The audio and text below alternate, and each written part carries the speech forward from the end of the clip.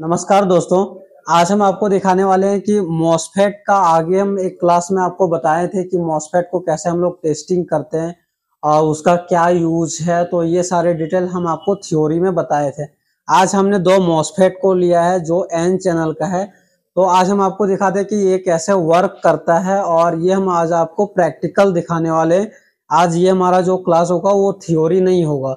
तो कैसे प्रैक्टिकल में ये काम करता है, कैसे इसके गेट इनेबल होता है और कितना वोल्टेज गेट पे बनना चाहिए तब ये आउटपुट प्रॉपर देगा, तो ये सारा कंप्लीट दिखाएंगे। उसके लिए हमने दो डीसी सप्लाई को लिया है, एक मल्टीमीटर लिया है और हमारे पास दो मॉसफेट है जो एन चैनल के मॉसफेट है। तो चलिए हम इसको पहले टेस्टिंग करा के दिखाते हैं, फिर हम इसको दिखाएंगे कि इसके गेट पे कितना वोल्टेज मिलेगा, तो कितना आउटपुट करेगा। ये आपके सामने लाइव प्रैक्टिकल रहेगा। तो चलिए अब हम अपने मशीन को सेटअप कर लेते हैं और फिर आगे का आपको दिखाते हैं। ये हमारा मल्टीमीटर है और इसको हम मॉसफेट को टेस्टिंग करने के लिए डायोड रेंज में सेट कर लिए हैं। अगर आप इस वीडियो को कंप्लीट देखते हैं तो मॉसफेट से रिलेटेड जो भी आपके अंदर डाउट होता है कि कितने गेट पे वोल्टेज बनेगा एन चैनल में, तो कितना आउटपुट होगा, या फिर कोई बहुत सारे सेक्शन में ऐसा हो जाता है कि हमारा वोल्टेज ड्रॉप होने लगता है, तो उसका क्या रीजन होता है। मॉसफेट के गेट पे अगर वोल्टेज कम अगर बन रहा है तो वो आउटपुट भी कम करेगा। पहले इसका टेस्टिंग करके देखते हैं। अभी हमने कोई सप्लाई नहीं दिया और सिर्फ मल्टीमीटर से चेक करके देखते हैं। तो ये एन चैनल का मॉसफेट है और इसके ये ड्रेन है, इधर वाले जो पिन दिख रहा है ये ड्रेन है और ये गेट है और ये सोर्स है। तो यहाँ पे हम ड्रेन पे कोई भी प्रोब को रख लेंगे और किसी से भी हम इसको टेस्ट कर सकते हैं। तो जब हम ड्रेन टू सोर्स चेक करते हैं तो one side value other side no value show करना चाहिए। तो यहाँ ड्रेन पे है और एक ये सोर्स पे है, तो एक साइड आपको वैल्यू दिख रहा होगा।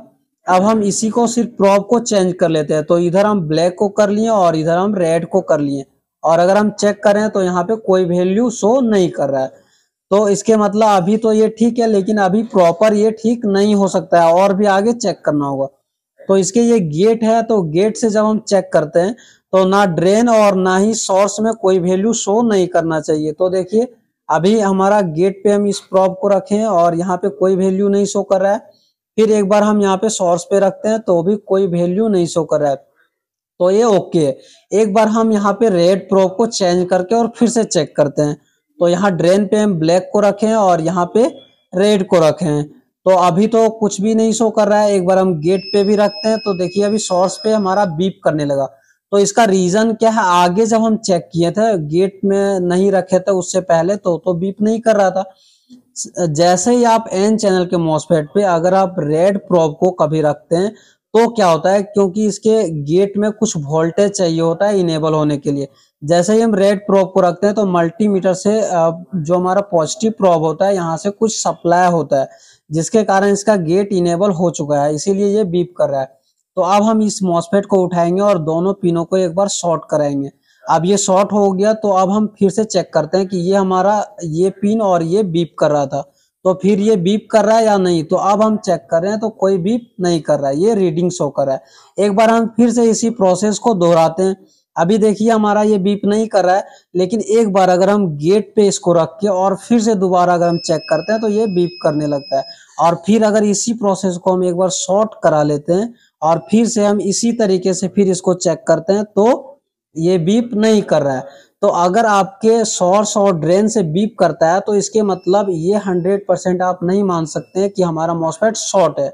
एक बार उसके सोर्स और गेट को शॉर्ट करके जरूर चेक कर लें, तो इस तरीके से आप प्रॉपर इसको चेक कर सकते हैं। बात आता है कि इसको हम ड्रेन पे हमारा वोल्टेज तो आ रहा है, लेकिन सोर्स से जैसे ही आउटपुट होता है तो वोल्टेज ड्रॉप हो जा रहा है। जैसे कि हमारा जो वोल्टेज सेक्शन में लगा हुआ होता है तो वहाँ 19 वोल्ट तो ड्रेन पे शो करता है, लेकिन जब हम सोर्स में चेक करते हैं तो हमारा voltage 10 volt, 8 volt, 12 volt, 15 volt show करने लगता है।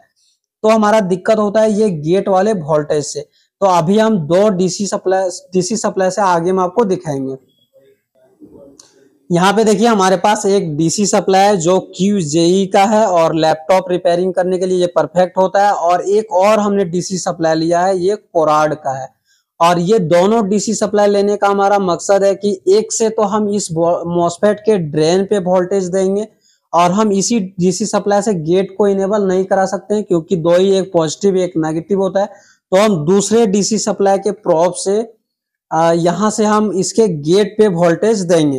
तो आप जब आगे देखें तो ये डीसी सप्लाई से हम गेट पे वोल्टेज देंगे और ये इसका प्रोब ये वाला है और इससे हम इसके ड्रेन पे वोल्टेज देंगे। तो यहाँ पे ये हमारा मॉसफेट है और या इस पिन को हम सेट कर लेते हैं इसके ड्रेन पे सेट कर लिए और इस पिन को हमारा ये गेट पे हम सेट कर लेते हैं। तो यहाँ पे हम इसके गेट पे सेट कर दिए, इसको अच्छे से सेट कर लेंगे और ये दोनों सेट करने के बाद इस प्रोब को हम, ये हमारा मल्टीमीटर है, इसको हम 20 वोल्ट में सेट कर लेंगे ताकि ये हमारा प्रॉपर डीसी वोल्टेज को दिखा पाए और यहाँ से हम डीसी सप्लाई के नेगेटिव को नेगेटिव से टच करा देंगे और इसको हम साइड कर देते हैं क्योंकि इसका जरूरत हमको नहीं पड़ने वाला है। बाकी ये हमारा पॉजिटिव जो प्रोब है, हम इससे आगे के आउटपुट वोल्टेज को चेक करेंगे। तो यहाँ पे हम इसको रख लिए और नीचे अब हम यहाँ पे आउटपुट देंगे।